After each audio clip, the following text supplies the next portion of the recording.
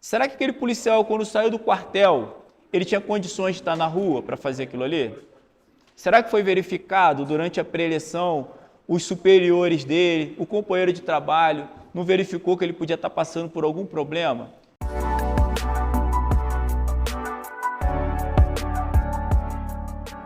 A sua condição de funcionário do Estado responsável por cumprir a lei não elimina a sua condição de cidadão.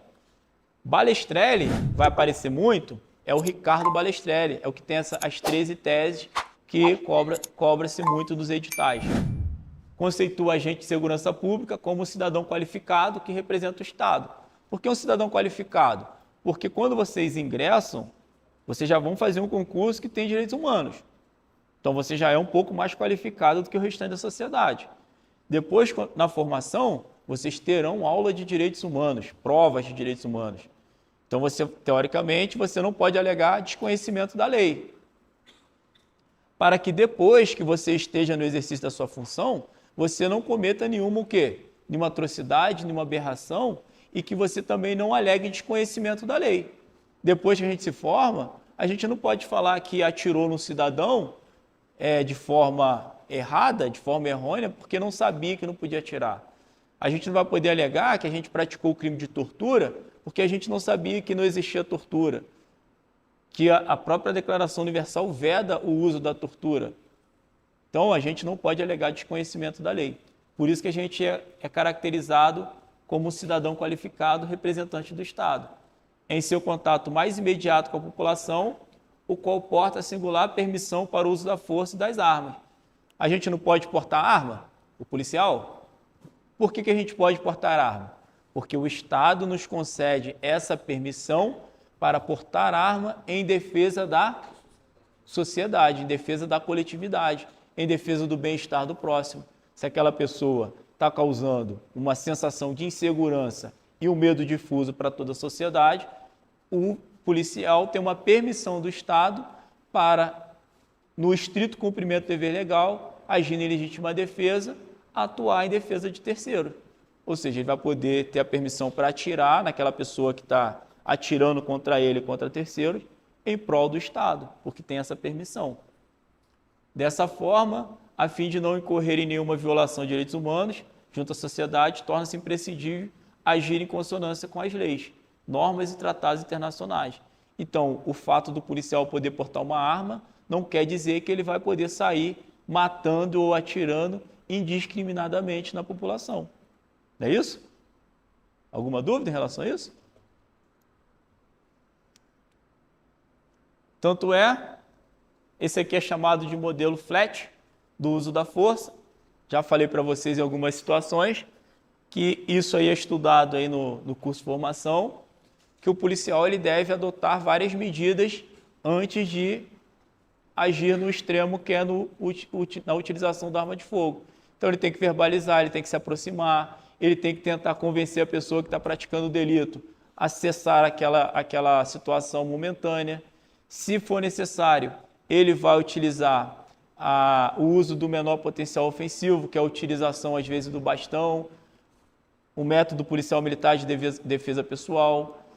No penúltimo caso, ele vai usar o uso do armamento não letal, que pode ser o spray de pimenta, ou então o próprio taser.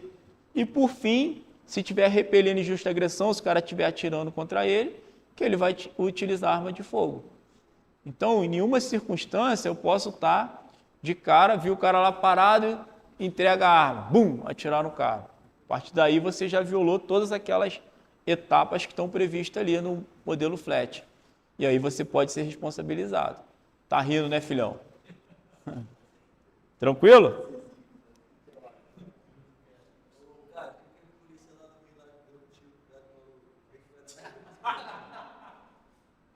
Aquilo ali é um exemplo de não segmento do modelo flat, do uso progressivo da força.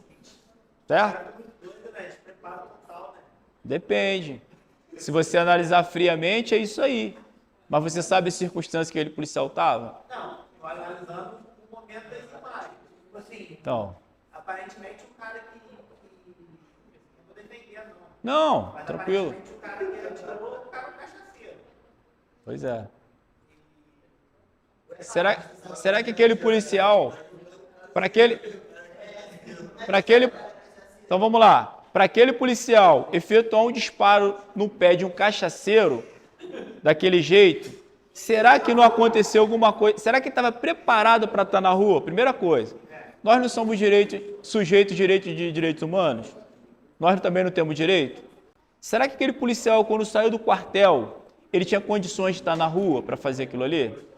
Será que foi verificado durante a pré-eleição, os superiores dele, o companheiro de trabalho, não verificou que ele podia estar passando por algum problema? E a partir daí ele não podia estar na rua portando uma arma de fogo?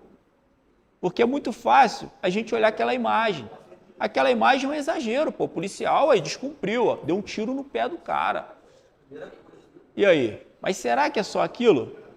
Quantos anos aquele policial tem de trabalho?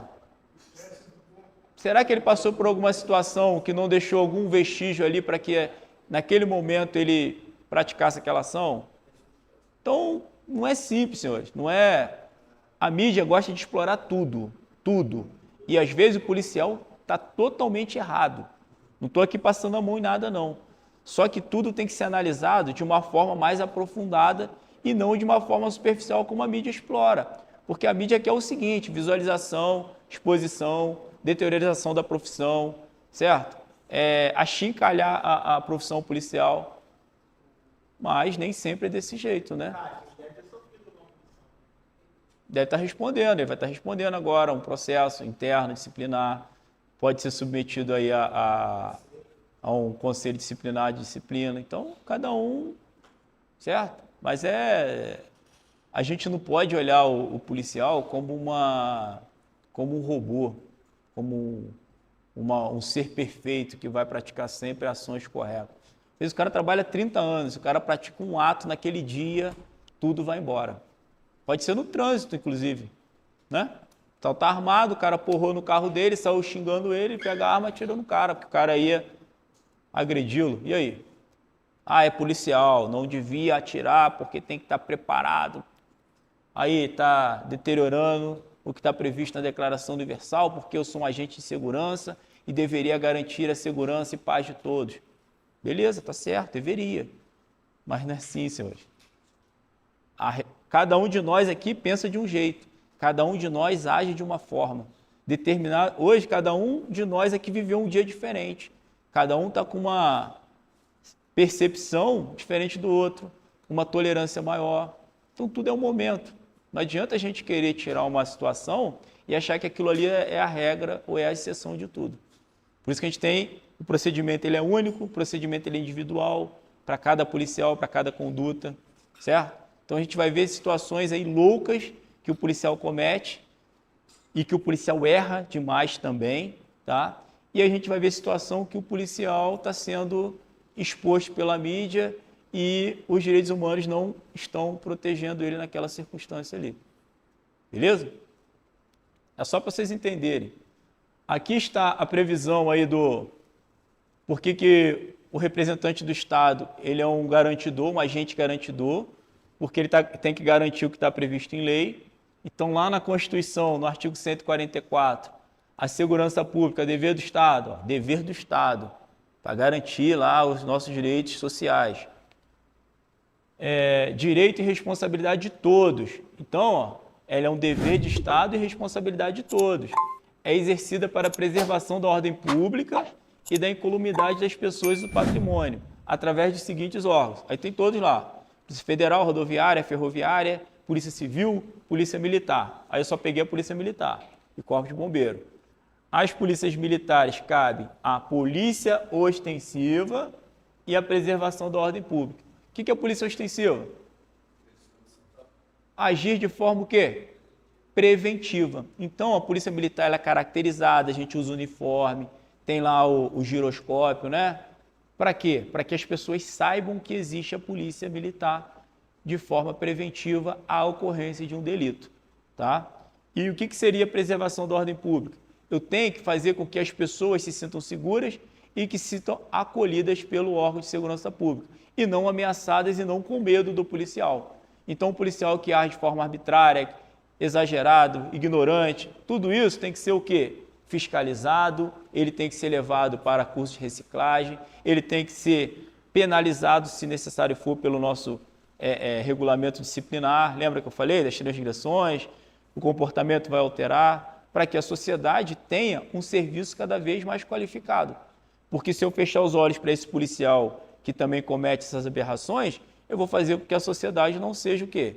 Bem assistida e bem protegida por esse policial. Por isso que eu estou falando dos dois lados. Então, eu como gestor, como oficial, eu tenho que tomar conta, eu tenho que fiscalizar e eu tenho que identificar os problemas que se passam dentro de uma unidade policial militar. Tranquilo?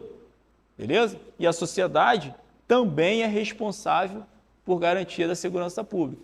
Então, quando vocês verificam alguma coisa e vocês não denunciam, vocês não acionam a polícia, também tem responsabilidade da sociedade para a garantia da segurança da coletividade.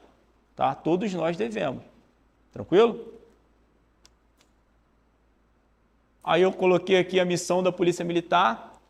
A Polícia Militar tem uma intenção de diminuir a imagem que ficou marcada principalmente antes da Constituição Federal, nos regimes ditatoriais, na época da ditadura, que a Polícia Militar e os órgãos de segurança e as Forças Armadas tinham uma imagem muito voltada para situações aí de tortura, situação de violência física extrema.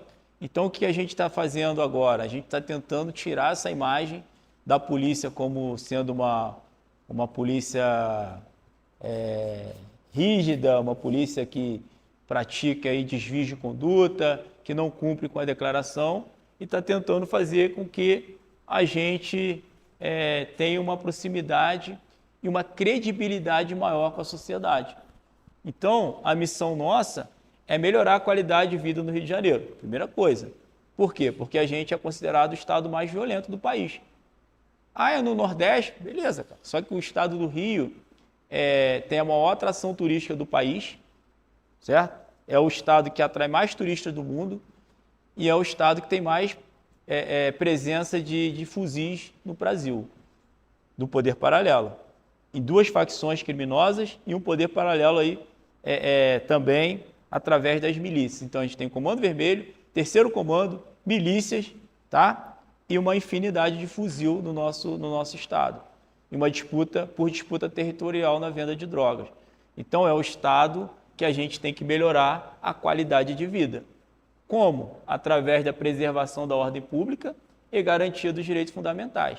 Então, se eu não tenho preservação da ordem pública dentro de uma comunidade no Rio de Janeiro, cara, a minha missão não está sendo 100% perfeita.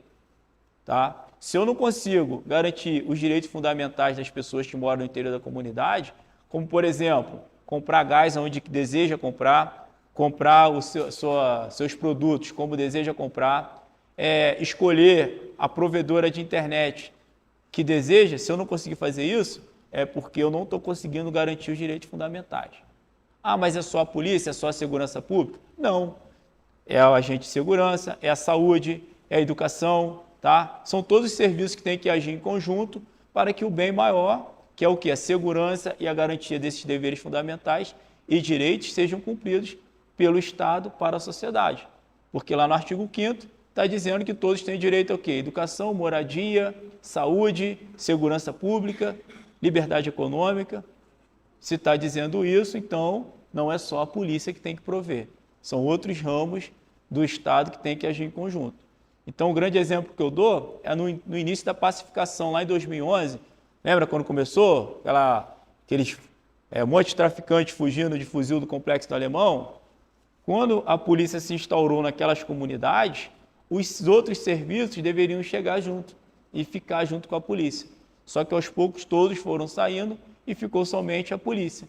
E como a polícia ela age de forma preventiva, e naquele caso não tinha como fazer prevenção em local que já era caracterizado como confronto, a polícia se tornou reativa. A polícia começou a reagir aos ataques, começou a sofrer. Então, isso daí fez com que a população se distanciasse cada vez mais da polícia e a credibilidade acaba diminuindo com o tempo. Porque começa a ter vitimizações, pessoas inocentes começam a morrer, crianças começam a morrer, o tráfico começa a ameaçar a sociedade, desvios de conduta dos próprios policiais nessa comunidade também faz com que a nossa credibilidade diminua. Então é uma sucessão de fatos para que hoje a nossa imagem tenha que ser revigorada e que tenha essa missão aí de garantir uma melhor qualidade de vida no Estado. E qual é a visão que a gente quer ter até 2024? Ser referência em polícia de proximidade, orientada pela gestão e solução de problemas. Polícia de proximidade é aquela polícia que trabalha no trato direto com a comunidade. Você foi lá no café comunitário, não foi? Não foi você que foi no café comunitário? Lá no tinha os representantes dos bairros, no quartel. É justamente para ter essa proximidade aqui. A gente vai fazer contato com todos os presidentes da Associação de Moradores dos Bairros de Friburgo, junto com o comandante de companhia. Para quê? Para que ele receba todas as orientações, para que ele receba todas as demandas da sociedade e possa também planejar o policiamento em cima do que os presidentes da Associação de Moradores e representantes levam para a polícia. Que aí a gente vai receber uma informação privilegiada, a gente vai receber uma denúncia, a gente vai poder orientar o nosso policiamento para atender melhor aquele bairro, e aí a gente se torna mais próximo da sociedade. Essa é a intenção da polícia de proximidade. Gestão e solução de problemas. Eu tenho que gerir os problemas e tenho que solucioná-los. Porque se eu gerir sem solucionar, nada resolve. É fácil? Difícil demais. Só que a gente tenta, a todo momento, minimizar os impactos. E a gente aqui ainda consegue. Por isso que a gente aqui ainda é chamado de cinturão da região serrana. Porque a gente ainda consegue suprir essa ausência do Estado em outras áreas com a presença da segurança pública. Porque os nossos policiais são daqui. Então a gente tem um pertencimento. Quando vocês se formarem, vocês vão trabalhar aqui e vocês vão olhar para o bairro de vocês, onde vocês moram. Porque vocês não vão querer que o local onde vocês moram se torne o quê? Um local propício ao poder paralelo. Então vocês vão, não vou nem atuar, mas está acontecendo isso na minha rua, aí o outro vai lá e dá uma porrada e pega. E assim um vai ajudando o outro e o nosso município continua aí de uma forma controlada. Claro que vai existir crime, porque a gente não vive no mundo perfeito, mas a gente vai ter um controle da criminalidade e os índices vão ser relativamente baixos em relação a outros lugares que a gente não tem mais controle. Tá? E no Estado, a gente só vê hoje a região serrana controlada. Região dos Lagos a gente já perdeu o controle, região do Sul Fluminense a gente perdeu o controle, então é a região serrana e uma parte do Norte Fluminense. Tranquilo? Essa é a intenção da Polícia Militar. Aqui, vocês vão ver, já passei para outros, mas tem as 13 reflexões aí da Polícia de Direitos Humanos, tá? Ou seja, essa primeira aqui, não existe uma diferença entre sociedade civil e policial, todos pertencemos à mesma sociedade, com igualdade de direitos e deveres, tanto policial como cidadão. Beleza? Depois vocês olham com calma, mas na síntese é isso que está dizendo. O agente de segurança é um cidadão qualificado porque a gente está estudando para entrar na Polícia Militar e a gente vai se qualificar no curso de formação para que a gente torne um policial voltado ao aspecto cidadão. E essa qualificação não é só estudar direitos humanos, não. É você estudar as outras legislações, direito civil, direito penal, direito constitucional. É você saber fazer o uso progressivo da força, que nem a gente falou, para que um policial não dê um tiro no pé do outro. Certo? É a gente praticar uma atividade física, porque a gente vai conseguir ter um controle da mente. É a gente procurar ajuda quando precisar, ajuda psicológica, para não culminar nesse extremismo de dar um tiro no outro. Tudo isso está interligado, tudo isso está relacionado para que o policial seja qualificado. Beleza? Tranquilo? O policial é um pedagogo da cidadania, porque ele, na função, ele tem que, primeiramente, demonstrar para a sociedade o que é certo e o que é errado, ele tem que procurar corrigir os erros que são cometidos para que não volte a ser cometido pelas pessoas que infringirem a lei. Então tem lá o adolescente infrator, o menor infrator, que é conduzido lá com as suas garantias através do Estatuto da Criança e Adolescente, e tem os maiores que têm a vigência do Código Penal. Mas, antes de tudo, ele tem que orientar para que as pessoas não cometam nenhum tipo de delito e não infringam a lei. Importância da autoestima pessoal e institucional. Se o policial estiver desmotivado, tudo vai dar errado. Então você tem que colocar a farda com orgulho, você tem que falar, caramba, eu estudei, eu consegui atingir a minha missão, eu consegui realizar o meu sonho, eu sou policial militar. Então agora eu estou aqui ostentando a minha farda, estou aqui com o meu sobrenome, porque eu estou representando a minha família, tá? E eu vou defender da melhor forma a sociedade e a polícia militar, porque não foi à toa que eu cheguei até aqui, foi através de muito esforço. Agora, se o policial chegar lá puto, revoltado, desmotivado, vai dar problema, ele não vai representar a contento o Estado e ele vai ser uma pessoa o quê? Infeliz, triste, né? Oi? Ineficaz, porque ele não vai conseguir garantir a segurança de ninguém, nem a própria segurança dele, porque ele vai entrar desatento numa comunidade e ele vai ser alvo fácil de criminoso. Tranquilo? Polícia e o superego social. O que acontece? O policial, ele, já falei, não é Superman, não é Batman, não é nada disso. Ele não pode querer fazer justiça com as próprias mãos. A sociedade não pode achar que ele pode resolver tudo da forma arbitrária. Olha, o meu vizinho, estou te ligando porque o meu vizinho aqui está som alto na casa dele. Ah, estou indo aí. Chego lá, enfio o pé na porta, entro na casa do vizinho, dou um bico lá no aparelho de som dele, quebro tudo. Ó, meu irmão, dou um soco na cara dele. Não vai ligar de novo, não. O vizinho vai na delegacia, vai fazer um registro de lesão corporal, violação de domicílio, dano material e ameaça. O policial vai responder internamente, vai ter que pagar e está enrolado, certo? Então, o policial não é super-homem, tá? O policial é um representante do Estado para fazer cumprir o que está previsto o quê? Em lei. Acabou. Só isso, tá? Essa situação aqui, ó, é aquele exemplo que todo dia alguém me pede. Pô, não tem como dar um susto no fulano, não, porque ele está fazendo isso. Eu falei, caraca, eu sou feio pra caramba. E todo dia eu tenho que dar um susto em alguém. Vou comprar uma máscara, né? Então, esquece, não tem mais negócio de susto. Porque antigamente, culturalmente, né, o cara que estava lá cometendo alguma coisa, o policial ia lá, dava um sacode, né? E aí o cara voltava para a linha, certo? Ou dava uma amenizada. Hoje não existe mais essa figura, tá? Quem tentar vai se enrolar.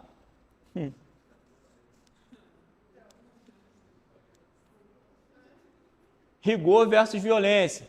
O fato da gente ter o uso da força, da gente poder utilizar o GEMA, a gente utilizar os métodos de defesa pessoal para mobilização, no último caso, a gente poder utilizar uma arma de fogo, não quer dizer que a gente possa agir com o quê? Violência. Uma coisa, outra coisa, outra coisa. Então, o fato de eu ser policial, não, tá preso. Tá preso? Eu vou moer o cara. Aí vou chegar lá com um cara igual um alcatra na delegacia. Vai chegar lá no médico legista, o cara, caraca, o que você fez com esse cara? Aí o policial vai falar assim, caiu.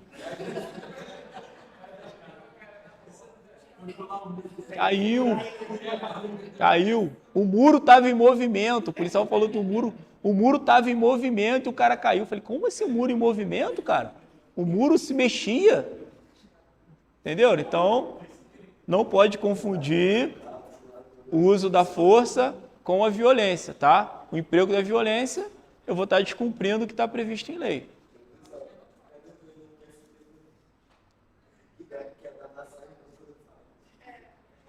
Ah, tá. Metodologias antagônicas. É o exemplo, senhores. O policial, ele tem que dar o exemplo, tá? Não adianta eu chegar aqui e falar um monte de coisa para vocês e daqui a pouco vocês ouvirem falar, porra, o Major Castro é um ladrão. O Major Castro foi lá na comunidade, fez acordo com a milícia, fez acordo com o tráfico, fez acordo com a contravenção. Acabou. Que exemplo que eu vou estar dando para vocês? Eu, como oficial, vocês vão estar no batalhão, vai estar olhando para quem? Para cima, com a da hierarquia, lembra? Hierarquia e disciplina, os pilares da polícia. Como que você vai ter uma referência num comandante que não é referência para nada, certo? Então tem que tomar cuidado com isso. O policial, ele tem que se preservar. Depois que vira esse policial, algumas coisas tem que deixar de fazer, alguns lugares tem que deixar de ser frequentado, porque você tem que dar o exemplo para toda a sociedade. Não tem jeito, tá? É questão de escolha. Questão de escolha.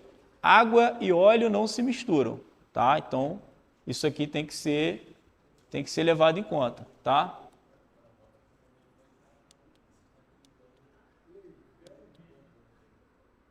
Caraca, tem gente não? Caraca. Visibilidade moral e a importância do exemplo. É exatamente o que eu falei, tá? Ética corporativa e ética cidadã. Ter identidade com a polícia, amar a corporação da qual participa, não se pode confundir em momento algum com acobertar práticas abomináveis. Então, eu sou policial, eu gosto muito de vocês são meus amigos, trabalham comigo, mas vocês cometeram uma atrocidade, eu não posso passar panos quentes em cima de vocês e não abrir o procedimento e não puni-los. Então, todos deverão responder perante a lei. Tranquilo? Acabou? Pessoal, fui expulso, tá? Quero deixar aqui um agradecimento a vocês, tá? A todos vocês. Foi um prazer enorme estar com vocês. Que vocês precisarem, eu estou sempre à disposição. Podem me chamar lá no grupo, no grupo lá no privado, tá? Não deixem de nutrir os sonhos de vocês. Todo dia tem que regar lá a plantinha, não é fácil. Se fosse fácil, todo mundo conseguiria, tá? Mas eu teria um enorme orgulho em estar na formação de vocês lá, botar vocês para pagar flexão, cheirar gás, tá? Esquece direitos humanos. E depois a gente vibrar todos juntos lá durante a formatura e durante os anos sequentes aí na corporação. Beleza? Muito obrigado pelo carinho de vocês, tá? E que vocês tenham sucesso aí na vida pessoal e na carreira. Tá bom? Obrigado. Desculpa as brincadeiras aí. E aí, curtiu essa aula? Então faz o seguinte, deixa agora mesmo o seu like para fazer com que esse vídeo chegue ainda mais longe e ajude ainda mais pessoas. Inscreva-se no canal e ative o sininho. Aproveite também para poder deixar o seu comentário aqui embaixo. Se tiver alguma dúvida, pode deixar também, que a gente vai estar acompanhando tudo. Valeu?